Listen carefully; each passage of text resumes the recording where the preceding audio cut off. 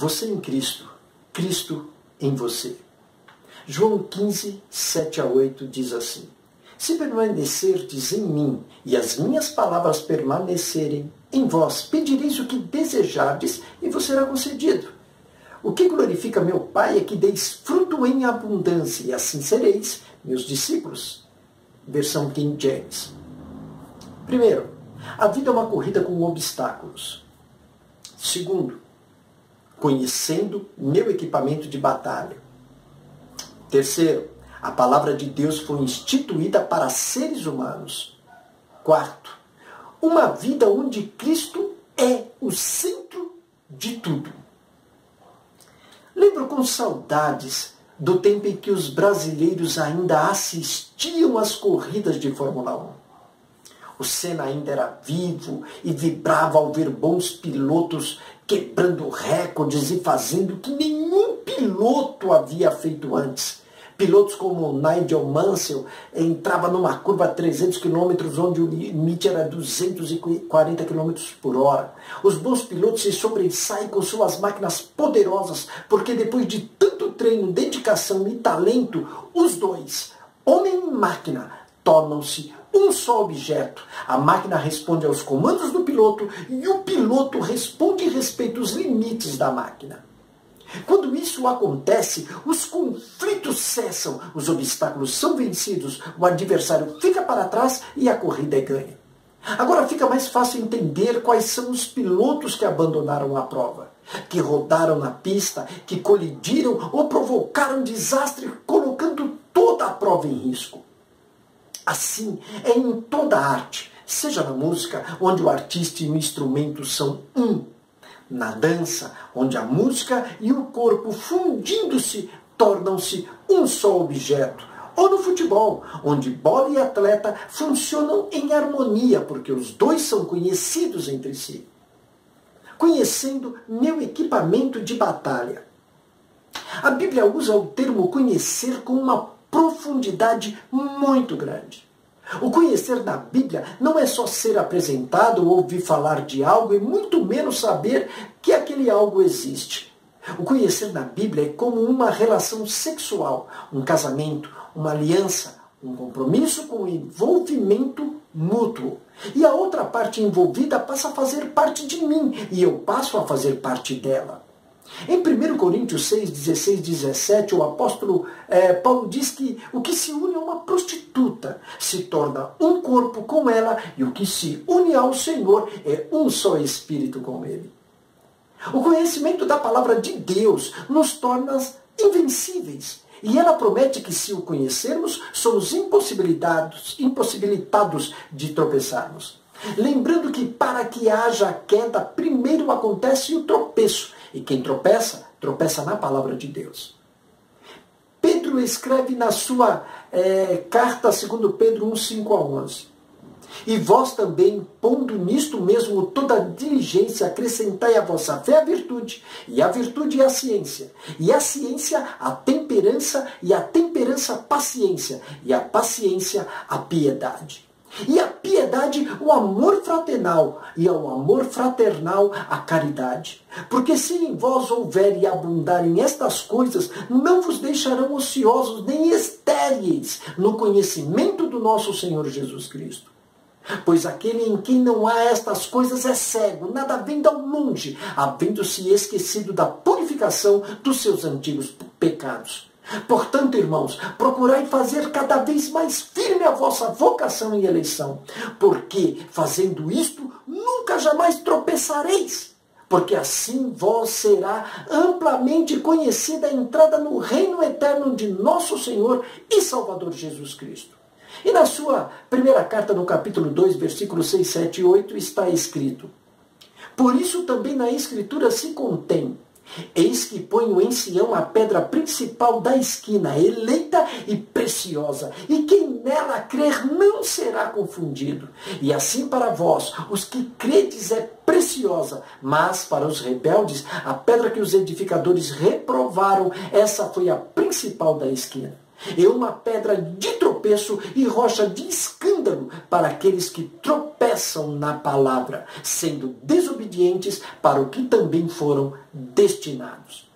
Os frutos que o Senhor Jesus se refere em João 15,16, não me escolheste vós a mim, mas eu vos escolhi a vós e vos nomeei, para que vades e deis fruto e o vosso fruto permaneça, a fim de que tudo quanto em meu nome pedidos ao Pai, eu vou-lo conceda.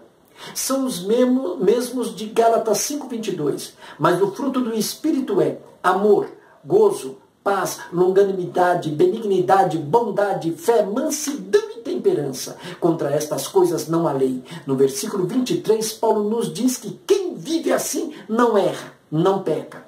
A lei não alcance nenhuma condenação há para esta pessoa. Romanos 8,1 fala do mesmo assunto. Portanto, agora nenhuma condenação há para os que estão em Cristo Jesus, que não andam segundo a carne, mas segundo o Espírito. Porque a lei do Espírito de vida em Cristo Jesus me livrou da lei do pecado e da morte. A palavra de Deus foi instituída para seres humanos. A palavra de Deus não foi feita para ser vivida pelos anjos, arcanjos, serafins ou querubins. Ela foi dada aos homens para que vivamos de acordo com a sua vontade, que por ela encontremos a redenção dos nossos pecados pelo seu sangue. Ele nos dá, pela sua infinita misericórdia e graça, condições de nos tornarmos filhos e escapemos da sua ira vindoura. Devemos entender também que graça é quando não somos merecedores e ele nos faz o seu favor. E misericórdia é quando merecemos seu castigo e ele não o faz. O Senhor não nos pede algo impossível ou difícil de fazer. Ele só quer que reconheçamos que somos falidos, corrompidos, depravados e seremos condenados no juízo como culpados. E ele nos oferece condições de saldarmos nossa dívida impagável através do seu Filho que morreu pelo meu pecado.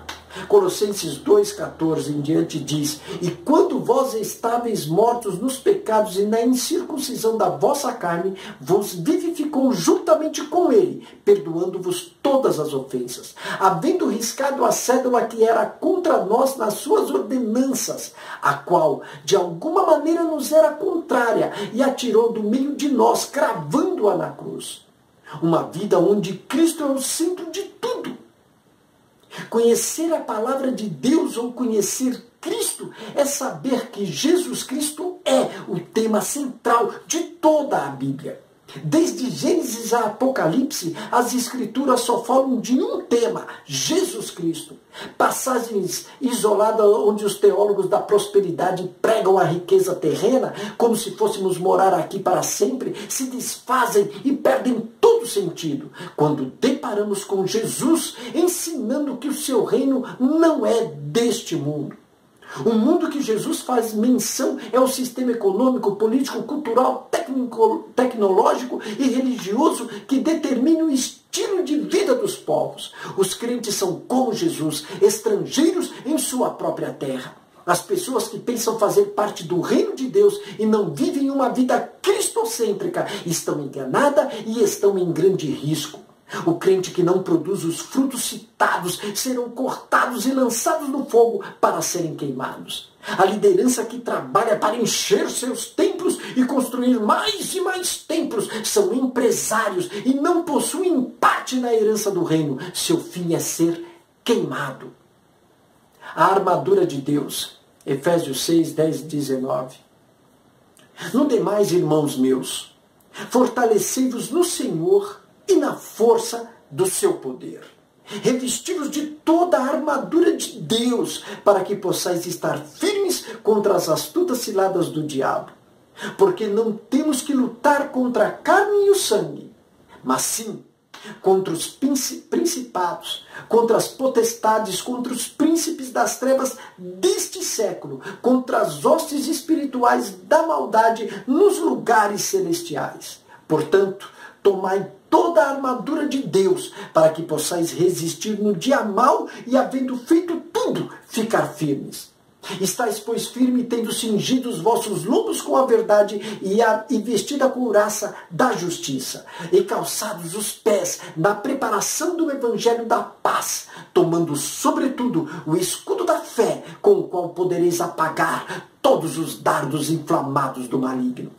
Tomai também o capacete da salvação e a espada do Espírito, que é a palavra de Deus, orando em todo o tempo, com toda oração e súplica no Espírito, e vigiando nisto com toda perseverança e súplica por todos os santos, e por mim, para que me seja dada ao abrir da minha boca a palavra com confiança, para fazer notório o mistério do Evangelho.